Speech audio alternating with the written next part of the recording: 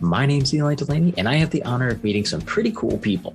These are the entrepreneurs, the artists, the creatives, the game changers that are making a positive impact in the people that they meet.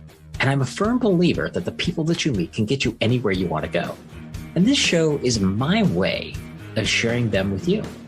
It's my way of also helping you meet cool people.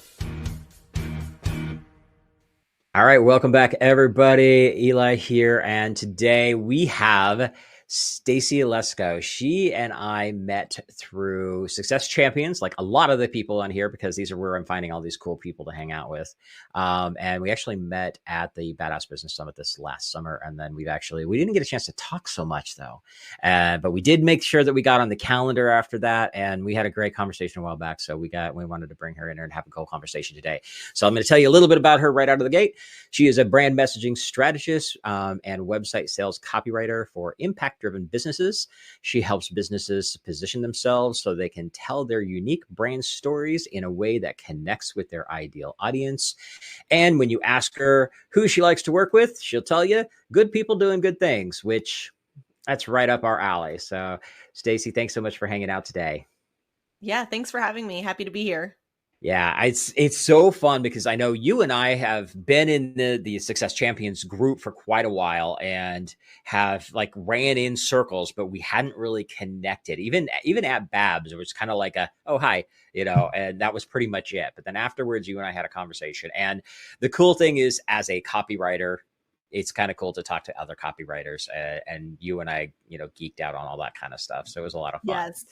Yes. I love that. It's funny. There's so many people that I thought I had connected with beforehand. And I was like, I'll get to the summit and have a chance to talk with everyone. And then I left and I'm like, oh my gosh, it was really like a drive-by. So I'm glad we definitely were able to chat later. And it's definitely fun talking copywriting. Yeah. Well, and that's the thing is like events like that are great to meet people, but you only get a chance to really dive deep with a couple people while you're there. And usually that's the person that like, you're sitting at the same table for 3 days in a row kind of thing. Right.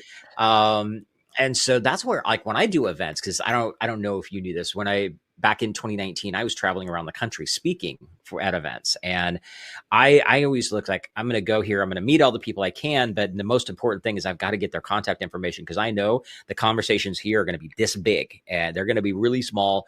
We got to go deep. And so then we just book for the next week to have that virtual coffee, which is another term I think is hilarious because like I used that term 15 years ago when I was doing calls with people over Skype, and now it's the big thing and everybody's like, oh yeah, let's do a VC. And I'm like, that's so funny. Cause I used to do, when it comes to virtual coffees, I called it the virtual coffee and I would go to the coffee shop. I mean, as I have right here, I went and left this morning. So I have my coffee cup. So when we have a virtual coffee, I have my coffee. You have your actual coffee. I have a virtual coffee today. I've already had mine. So yeah. So it's so funny because it's like, it's a thing, it's like you can have some fun with it. So let's dive in. Tell me a little bit about how did you get into copywriting?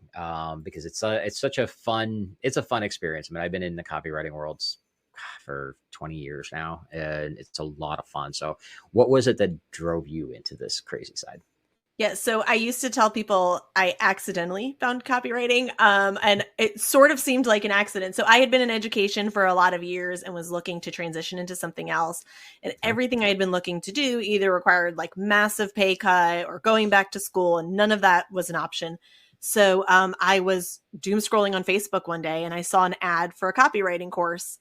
Didn't know what it was. I actually never took the course, but I was curious. And so I started reading about it and just went down a rabbit hole of like, what's copywriting? And I realized I have all of these skills. These are things I'm passionate about doing.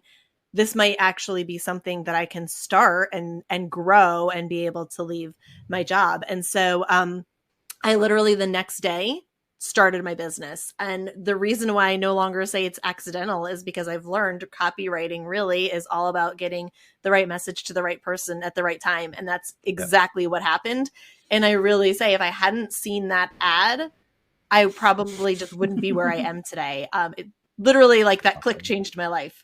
That is awesome. So do you remember whose course it was? I don't, and I hate that I Okay. don't remember because I Oh, really I owe wish you them like a did. huge debt of gratitude. Hmm. I always think about that. I'm like, if they only knew the impact they had by just getting the right message out. Yeah. Kind of makes you want to go back and just buy the course purely for the fact that you want to help them, give them credit for the fact that they started something. I've done that before, by the way. That's awesome. Yeah, no, those kind of things it's kind of cool. And it's, being again, been in copywriting for as long as I have, some of these guys are even friends of mine that are either major copywriters or doing the courses and stuff. This is why I was asking. Cause like, you and I were talking actually before we hit record on your bookshelf, which you don't see on the small video with both of us side by side, but just to the bookshelf that's just on her left, there is the copywriter's handbook. Which that version you have is a much newer version than mine. So it's much bigger than the original one that I had. And so for everybody listening, we were sitting here talking about this and I noticed that book sitting on our bookshelf. I was like, okay, we gotta dig into this. The Copywriter's Handbook by Bob Bly is my favorite all-time book for copywriters because it is so straightforward, very simple, and it teaches you how to have a conversation over copy as opposed to just pitching your stuff, which is kind of the core of everything that I value in any kind of copy that I do. And just for clarification, I think most people listening to this probably know this. My copywriting is very specific in email marketing. That's where I do that only. I don't do other copy. So that makes it even more fun because when somebody comes to me and says, I need somebody to help me write stuff for my website, I'm like, I got your gal right here. I know who to send because I don't want to do that part. I love doing the websites. I love it. Yeah. Yes. So and let's talk about that. What is it about building website copy that has driven you to like go down that route specifically? Well, I mean, honestly, when I first started, it was because it's so overwhelming. There's so many things you could do. I was like, let me just pick something so I can Yeah. specialize in and get started. And I started doing it and I really love it because I feel like a website is a place where you're telling a brand's story. And there's so many different avenues and different people that are coming to their websites. And it's sort of like this home base, right? And the conversations that I've had with clients around their websites have been really eye-opening. And one of the things that I love about it now is if you do a website for a client, then often that turns into a longer relationship, right? Because Right. you can build a website, but nobody's going to get to it if there's no way to get them to your website. And so it's led into longer term relationships with clients, which I love, where I can then either help them with email marketing or with their landing pages, or they'll come back to me for a sales page when they're launching a course. So I really like that. But yeah, it's this idea of telling the story of your brand, I think, across multiple pages and touch points that I love doing. Very cool. And so let's go down that a little bit where you're talking about telling them their story. I think that a lot of people, and I've ran into this over the years, is that a lot of people in business, they don't feel like they have a story. They don't know what their story is yet. Or sometimes they think they know what their story is when really it's not. What are some of the things that what are some of the things that you would ask them to think about to develop that process to make sure they're going down the right path? Yeah. So, well, and that's actually what led me into not just focusing on copywriting, but on messaging strategy also, because that's what happened is so many of my clients were coming to me and they wanted me to write their website copy. And I would start asking them all these questions about their businesses. And I realized it was kind of surface level, the knowledge they had around their audiences or around what set them apart and the story, the narrative that they were telling. So, first to answer that question, that's how I define your brand story. It's what's the story you're telling about your business and what's the message that people are getting? How are they talking about your business when you're not in the room? That's the story that you tell about your brand. And that has to be consistent and cohesive. And so a lot of my clients now, my sweet spot is doing both the messaging strategy and the websites, but I've had more people coming to me just for that messaging strategy piece because they don't have that narrative. So I always like to start with going back to the basics. Mission, vision, and values, I think, are some of the just most important things. They're like the least sexy topics to talk about, right? Like, oh, mission, vision, values, great. And usually you think about them as things that collect dust. But if you really dig into why you're doing what you're doing and how you're doing that and what your values are, those become non-negotiable and they guide everything in your business. So that's Right. the start of your brand story. Yeah.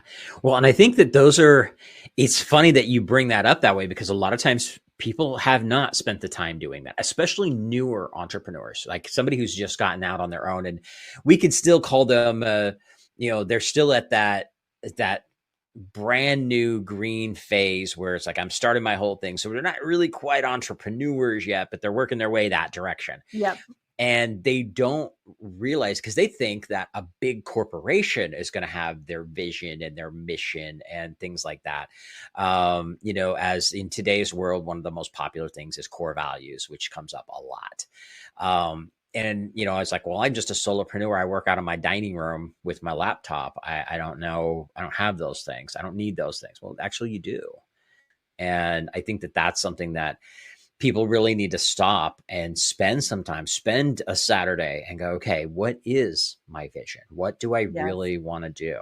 And what is my mission? What is my purpose on this earth? Who am I helping? That's a big one. For me, it's like, okay, who are you really helping? Dive deep into that. Yes. Yeah. It can't be surface. That's the thing. Who are you really helping? Right. And what is it that you really want to accomplish? And I think people don't get, kind of like I like to say, have an audacious vision, get big and get bold and grand. And it can be as big as you want for it to be. But if you don't know what your why is, it's really hard to make strategic decisions about your business and to stay aligned in your business. And I know, so many people hate the talk of like core values and it feels trendy, but the values piece is so important because that's, how who you're going to work with, who you don't want to work with, who's the best fit, what do you stand for, what do you stand against? And if you don't know those things, it's really hard to differentiate yourself from all the other copywriters or, other people in your profession out there. Right. Well, it's funny is that, that is become, core values has become kind of a buzzword, and people have glommed onto it because of that. It's like it's the next hot topic, right? Yeah. But the reality is, it is critically important, and you don't have to go through that. Sometimes people make it a bigger thing because they're trying to sell you something, right? But it's like you need to sit down and do that. And it's so funny that we were talking about this, because we just had Joshua Wathan on, and he and I talked about core values. And early on, it was probably almost a year ago, I had Thomas Keenan, and he does a lot in that core values area. That's a big piece of how he works with his clients, is establishing that right out of the get-go. Nice. And it is such a powerful thing. And we need to, even if you're by yourself, we've all been there where we work by ourselves. We don't have anybody else working with us. Where it's in our dining room or in our spare bedroom. And it's like, okay, well, I'm just trying to launch this thing. It's like, well, but you got to know these things, because this is going to help you in your messaging across the board. Yeah. And not just, there's so many larger companies who skip this step too, or they, somebody sat in a boardroom, wrote some mission, vision, and value statements, and then stuck them in a proverbial drawer, and they're not circulated, they're not socialized across the business. And then that's where you have inconsistent messaging from sales to marketing to, every piece, and you lose trust and credibility that way.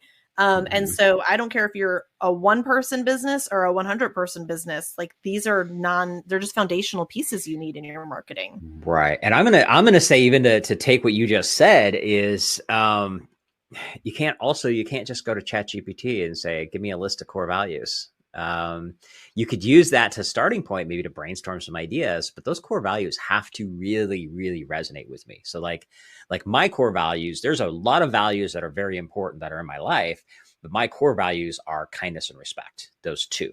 And that's it. Those are the two that I really focus the most on. And my business, everything I do in my business is based around that. And I've even got a new project I'm getting ready to start that's going to be even more so in that arena. So you don't have to have, 7, 8, 10 core values. And if you got that many, you're probably overthinking it to begin with, because nobody's going to remember them all, Right. Yeah. And even big corporations, they go through and they do those old, the old motivational posters of them and hang them around the office, but everybody it's a piece of art. It's not, they don't get it. You need to come up with what is it that actually resonates with you. And so so when you're interviewing people, how are you pulling that information from them? What are some of the kind of, just a starting point, and you don't have to go into detail too much, but what are some of the questions that you'll ask people to kind of get them to dig deeper into that process?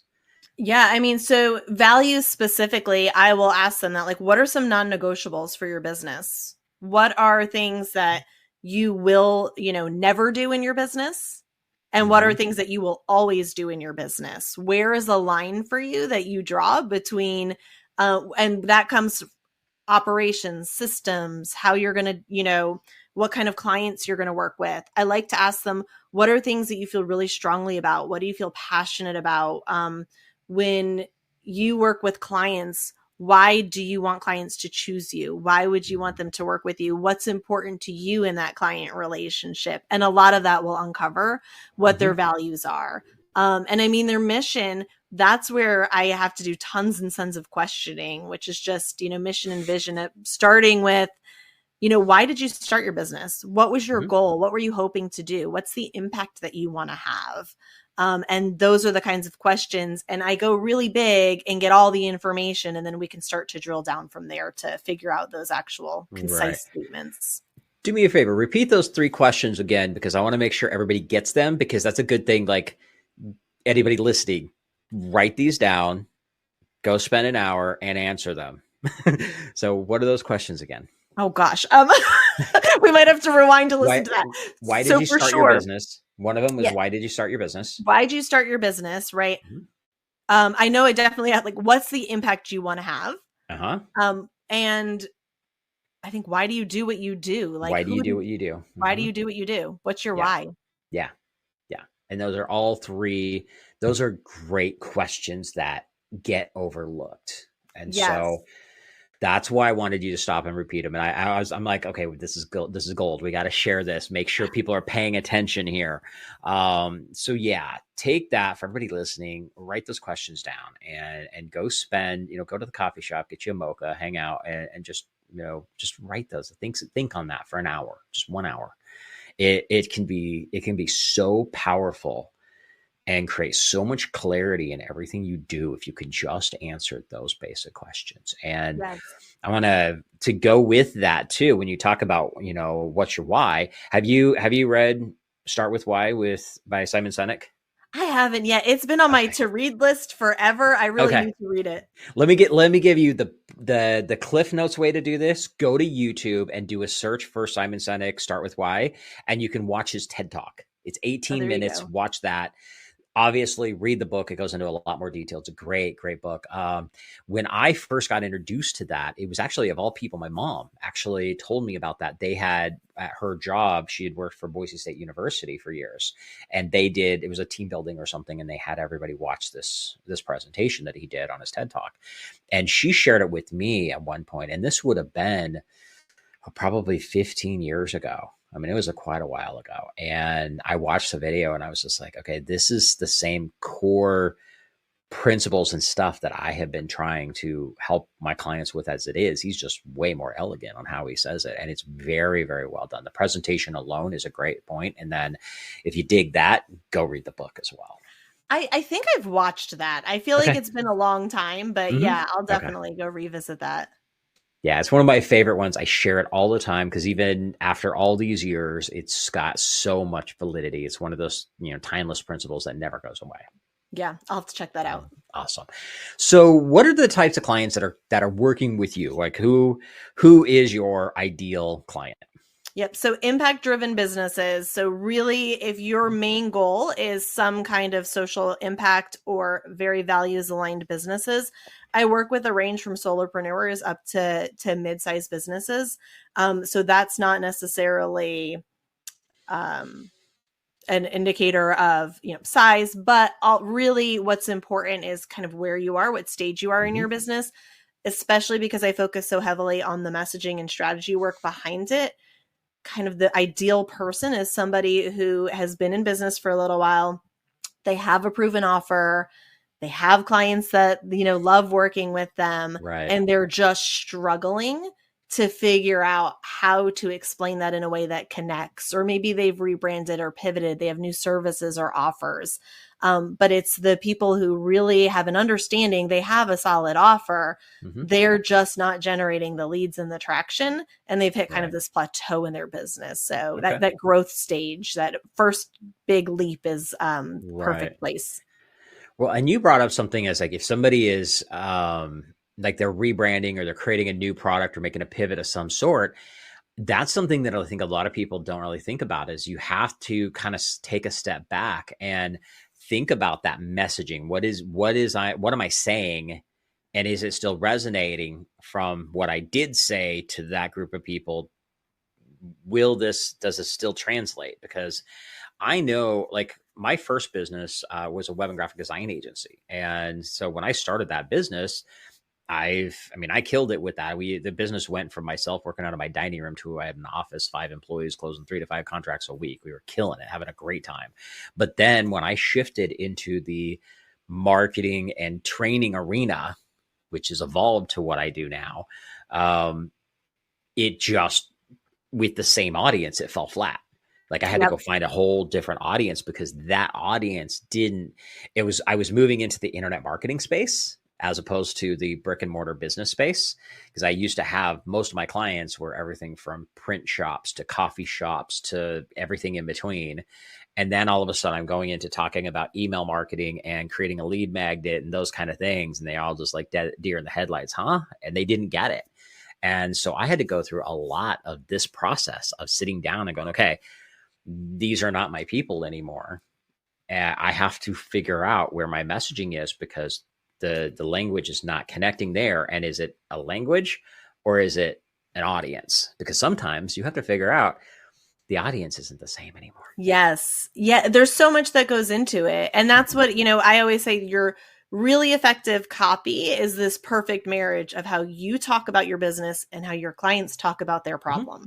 And you have to really deeply know your audience and who they are in order to have effective messaging. And that's the piece, your business is going to evolve over time and your messaging is going to evolve too. Even if you don't change your services at some point, something about your business will grow or change, and there are going to be some shifts. And so it's always worth it to revisit even your mission, vision, and values, because it's okay for those things to be dynamic. Right. No, I love that. And so one of the questions I have for you, because this brings up another question, is you're talking about what people are saying about you. How do you go about doing that? Because I've got a couple of processes that I use, but I would love to hear how you're helping clients hear those words. How are other people? What do other people say when they talk about me, kind of thing? Yeah. So that's so important. And I actually have, I think I might've shared it with you, or if not, if you want to put it in the show notes in my LinkedIn featured section, I have a guide for getting this exact voice of customer language. Okay. But really it's about going out there and talking to your clients and really, really listening to what they're saying. And so some key places to do that.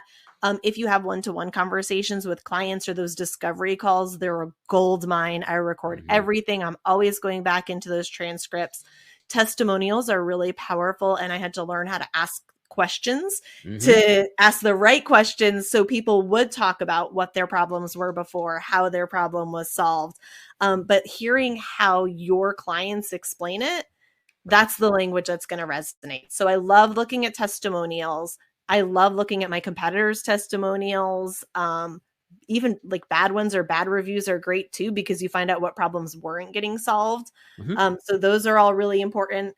I love going down a Reddit rabbit hole. I've learned how to set a timer because it's really easy to sit on Reddit for hours. But really it's about talking to your clients, being in the spaces where your clients are, and not just any clients, but those most satisfying clients you've worked with, the kind that you want more of. Right. How are they talking about it? And then mirroring their language. And sometimes, I'll pull words directly from what my clients say and marry that with my brand voice. And that's my messaging, because I know that that's going to resonate, because it's how they're viewing their problem and their needs. Yeah, definitely. And I don't know if you do this. Here's an exercise that I've done. I did this years and years ago, and I know people still do it, but they do it in a more of a generic online kind of thing. But doing this with your clients is really powerful. As you're doing that interview, ask them, okay, so like final question, Super simple. If you could think of 3 words to describe me, what would those be? And just ask that. Yes. That is so powerful. You will find some of the most amazing stuff because you'll see the similarities. When the first time that I did that exercise, I had like a group of, I think it was like 12 people, and 8 of them, 2 of the words were the same words. And I was like, okay. And that's been so long, I don't remember what the words were now, but it just was so powerful. So that's a good one to add to the mix. I love that. I've done that on LinkedIn. And what 3 words, when you think about me and my brand, what do you think of? And I actually had my, in my brand story boot camp, I had my participants, I encouraged them to do that. And the ones that did it, they were like, it was so cool to see the common threads. And then for some people, it aligned exactly with what they thought. And others, they were surprised. And I was like, if there's a disconnect between how people are viewing you and how you want them to view you, that's a definite messaging problem. Yeah, definitely. Awesome. Very cool. All right. So where else do we want to talk about? We got so much fun stuff. What, so when you attended Babs, you actually got to get up on stage and speak and have some fun with it. I know you were really nervous about that when you started. Tell us about that experience. Yeah. So it's funny because I have in my background with education, I've been on tons of stages in front of hundreds of people, and I've always felt confident. Of course, there's always a little bit of nerves. But Right. when you're talking about your own business, it's a whole different level. And so when I got on that stage, I still actually haven't watched the speech yet. But my husband watched it and he said, I listened, and he's like, you were so confident the whole time until the second you finished and you turned and ran off the stage. I really That's do. funny. I remember it felt like a blur. And I almost wanted to back out, but luckily I was sitting at the table. I will never, ever forget them. Deborah Volkman Brown and Wendy Shore Rosano were with me. And they were like, you've got this. You can do it. Just breathe. And I have still the sticky note sitting on my bulletin board that just says breathe. And I sat there while I was listening to everyone do their speeches. And that's what I got up there and I was like, okay, I'm just going to breathe. And it really was a blur after that. I just talked. I don't know what I said. I remember looking at faces like, please don't pass out, and then running off the stage. That's funny. And so it was shocking to me because I have all this speaking experience. I wasn't expecting to be that nervous, but I think it just spoke to how important this is to me. This is my business. Right. And I love my business, and I love how I show up in my business is really important. And it felt, really personal. Yeah, no, it is definitely. And it's, the fun thing is, as somebody who's been a speaker for years, you still will have those. All of a sudden, something will be weird. You don't know what that is. You may never figure that out, but all of a sudden you'll be like, okay, I'm nervous. And I'm like, why? I've been doing this, it was 2008 when I first got into speaking, and I've been doing this. I've done hundreds, if not thousands of presentations now. And then all of a sudden one will make me nervous. Yes. And it's like, huh? Not really sure why. So just so you know, it always happens to everybody at some point. It just happens. Well, and I think looking back, because thank you. Yeah. And I've done other speaking engagements for my business before that. I've done some since, but that whole summit for me was really this pivotal turning point in my business. And that was at the culmination. It was the last day. And I think I sort of understood the gravity of that whole experience for me. And so I think it just all hit me at once. Right. But it was amazing. I'm glad that I did it. That is awesome. I love it. All right. I just wanted to ask you about that because I know the presentation was great. I loved it. You did a great job with it. And I did want to bring that up because I know that I remember you were a bit nervous when you were doing it to begin with, but it turned out great. So we're getting to the top of the hour here, and I want to ask 2 final questions I always ask. The last one's always the easy one. How do people get a hold of you? Super simple. But before that, this is the Meet Cool People show. So I always like to ask my guests, what does Meet Cool People mean to you? Yeah, I think it's just about surrounding yourself with the kinds of people who light you up, right? So when you meet cool people, it's people that you find interesting and engaging and who you want to talk to more and who you want to be around, people that you admire. And just really the people you want to surround yourself with. And so I love meeting all different kinds of people. And when I just connect with someone, I think like the coolest people are the people who are just genuine. Yep. They are themselves, and you can have real connection with them. Awesome. Love it. Very cool. All right. So easy question now. How can people get a hold of you? Yep. So easiest place is LinkedIn, and they're most days posting and engaging. So I'd love for you to find me on LinkedIn. My website, of course, which is getting a revamp, so it'll be updated soon. And then also my email list. I know it sounds like a weird place to say where you can get a hold of me, but I really think of my email list as my community. I love having my email list and being connected with the people that are on there. So those are kind of the three best places to stay connected with me. And I send out weekly advice that's actionable tips and insights on both copywriting and brand messaging strategy. Awesome. Very cool. Well, Stacy, thank you so much for coming and hanging out today. It was a good chat. I knew it was going to have a lot of fun after our last conversation. Yeah, thanks for having me. I enjoyed it. Awesome. And everybody get out there. As always, if there's anything I can do to help you out, reach out. Let me know. Take care. And that wraps up another Meet Cool People show. Now, if you like what you heard, be sure to give us a like, subscribe, or review so I can help introduce these amazing cool people to even more amazing cool people. And just remember, meeting cool people is just the beginning. You need to have a system in place to follow up with the amazing people that you meet. This is exactly what we do for our clients. If you'd like to see if my team and I can help you, go to followuprockstar.com and check out the case study video to see exactly how we're helping our clients turn casual connections into cash clients for life. Again, go to followuprockstar.com and we'll see how we can work together to turn you into a follow-up rockstar.